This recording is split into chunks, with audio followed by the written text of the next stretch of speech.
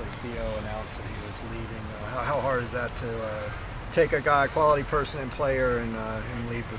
Yeah, he is. I mean, when you discuss it with him, and I did discuss it with him and his family, was injured to start the year, coming off a wrist injury, and didn't play because he was coming off of surgery. Then came back and played in the Oklahoma game, then injured his other hand, and then wasn't going to be able to play this year. And then he's got to look at his options, and grad school is not guaranteed here. So he's got to look and see if there are opportunities out there for him. So we support him and whatever we can do to help him. He's been a great Bruin, and that's our job. He's going to graduate in December, and then see what opportunities are out there for him. So. Does that feel kind of like a blow to what you're trying to do to have a guy like that leave? No, because again, I just said grad school isn't guaranteed here. So, I mean, Theo has to take care of himself, and that's our job too. To help take care of him. So, it's just the way of the world right now in college football. So you just have to understand that. So, and I know what Theo's answer is. What if he doesn't get into grad school? So then, now what does he do? So he's doing what he should be doing. So. Do you currently have players in grad school like Darnay at this point? Darnay's not in grad school. He's not? No, the only player on our team in grad school, obviously had the grad transfers, and then JDB is in one of our programs. But our grad programs are hard, so based upon what your grade point average is and your GP and your GRE scores determine that. So, and you have to go through that whole admissions process first before you can, I just can't say, hey, you're in grad school. That's not how it works. There's still an admissions process to that too, and none of that is guaranteed. So. Did Darnay graduate? He walked in graduation. He's still finishing school. So There's a lot of times I think kids when they were in, I don't know the exact number. There was about 6 or 7 of our kids. Josh Woods walked a year and a half ago. So when you're within a certain amount of classes, I think it's maybe 4 or less, you can walk at graduation. So that's. So Josh is still not graduated, though he walked. Well, Josh is taking a second major, I think. So fulfilling some requirements from that standpoint. So. Given kind of where the team is, are you worried that more guys could leave? No, I think it's a unique situation. I mean, if I was Theo, like I said, I would do the same thing. It's grad school not being guaranteed. He's got to cover himself too. Like, what are his options as he goes? And that's our job. He's graduating in 4 years from UCLA in December. So then, what is the next step for him? So, that's how it works. Who's your starting quarterback on Thursday? I don't know. We'll go through the week of practice. Dorian's practiced full yesterday. It was his first day back. He did some 7-on-7 and things on Tuesday and Thursday last week, and then he got in all 11-on-11s yesterday, and so we'll see how it responds to that, and then we'll go through.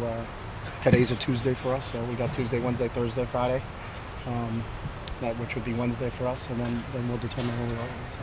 Coach, when it comes to your APR score, I know it was a low score last year, and it's a rolling 4-year score. So last year's score was based off of like the 2000. I think it goes back to 16. So there's nothing to.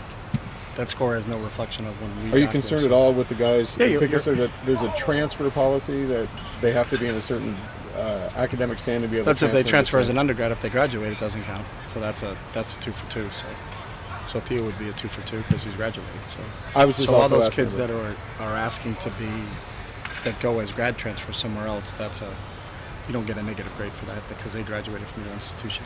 Are there some guys who have left the program who are still in school here or trying to get improve their academics? Other guys know there are none in that status. Let's say that question again. Like Marcus Moore. Marcus Moore is a medical redshirt, so that's a whole different. That's not a. He didn't. That's just he's a medical redshirt. There's a couple. Him, Miguel. They were ruled out by the doctors and the medical staff. So that's an entirely different category.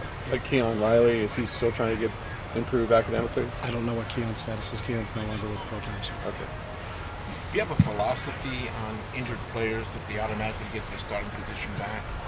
Like no, you got to go with. You can't paint yourself into a corner with any situation because.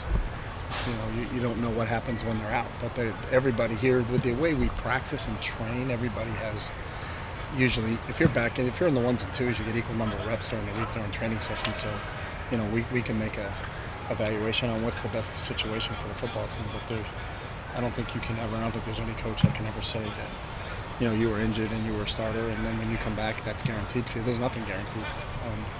You just got to go out and compete, and then it's got to happen on a weekly basis because you don't know what's going to happen. And that's the same thing with determining a starter on a Tuesday practice. Well, someone rolls their ankle both of them roll their ankle on a Wednesday practice, and they're both ruled out from starting. So there's no reason to do that because it's not like they're not getting reps. So obviously AB and Dorian get all the reps with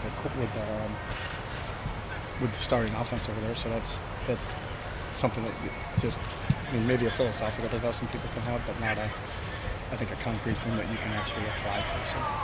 You talked about things like consistency, player execution, needing to do a better job collectively as a coaching staff. What do you think you can do as the head coach better for this team? I think that's the same exact thing. I think there's, our ability to understand what our players do well, what they can execute well, and how do we action at that. And if there is a weakness that you determine is a weakness, then how do we improve that weakness? Because you certainly just can't be one-dimensional in anything that you do. You just can't throw the ball every down. You just can't say, hey, we're really good throwing it, but we can't. You're going to have to run the football, so you have to work on why are we not good at running it? Or if we're really, really good at running it and not good at throwing, you just say, well, just run it all the time. Well, if you just run it all the time, you're not going to win games either. You have to be, you got to work on those things. You have to develop them over time. And when you see flashes, and that's what you do most of the time when you have a young team, you see flashes. How do you work on the, how does that become second nature? So it's not do it until they get it right. It's do it until they can't do it wrong. What is the status on Quentin Lake? Q-Lake's out. He's still nursing. He's got a fracture, and he's working to recover that. He's out here every day working his tail off and everything he has to do, but he will not play this week. You guys are coming off a bye week, and obviously health and getting guys back is very important during the bye week. How are you guys looking on the other end of that? Same thing. Yesterday was a Monday for us, and today's a Tuesday, so we'll see who's progressing from an injury standpoint, and that's totally determined by Doc and Anthony in terms of where they are. But I think our guys are starting to get healthy. There's a couple kids like Martin Hendricks who will be out for the year that we know we lost him in before we even played Oregon State, lost him in warm-ups, so he's done for the year. But there's a couple other guys that the best way to say it is their day-to-day, and we'll see how they work through Tuesday's practice all the way through this Wednesday coming up for us, which would be our Friday, and then we'll move from there and see. Again, with the doctors and the training staff and consultant who's available, who's not available. Does that include Elijah Wade? Same thing. Yeah, he's a day-to-day kid. He's not out for the year, so we'll see what he can do. And it's not a season-long injury with him, so we just you take it as Anthony and Doc say, where is he? And obviously input from the student-athlete of how do they feel they are in those situations and what it is. But we're not going to put a guy in harm's way, so. It's really, they kind of tell you what's available, and then you make do with what's available. But you said Martin Andrews. Martin Andrews is out for the year, so Martin got injured. Martin tore his ACL in warm-ups against Oregon State, so Martin's done for the season. Michael House, is he out for the year? Michael House is out for the year. I said that. Back injury. With a back injury. Yeah. Okay. Is there a chance of Tyree Thompson? There is a chance. I just don't know what that. He's working extremely hard. I just saw him in a training work. Tyree's working his tail off. And what he can do. And then we'll see. There's still 6 more games to go, and when he becomes available. Again, that's all determined by the doctor and medical staff. When I asked you what you could do better, how would you assess the job you've done in those things you were talking about that you can do? I think every day we're working to improve, and I think our entire coaching staff is. So I think that's part of developing a young football team. So there's signs when we say, hey, we're really doing a good job here, and there's other things where we have to continue to get better at. So I'm not into how you grade somebody. That's not.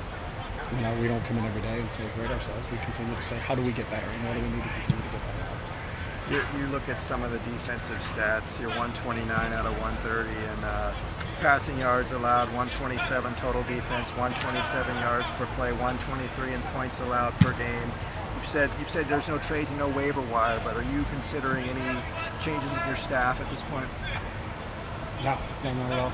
We're just trying to get better and play Stanford this week, so that's what our concern is. How can you do that? To get better and play Stanford, we can do that by having a really good Tuesday, and that's kind of what the process is all about. And again, you got to worry about what you can control, so we can control what we can do today. So that's really where our focus is at. But this far into a season, can a defense drastically improve? Yeah, I've seen defenses, and it's not compared to what their numbers are. It's just, can your defense be good enough to beat Stanford? And that's what the goal in the operation is. It isn't, is it do you beat Stanford by 41-38, or do you beat Stanford 10-7? It's what can we do as a group, coaching staff, players, everybody involved to beat Stanford, and that's what our focus and goal is.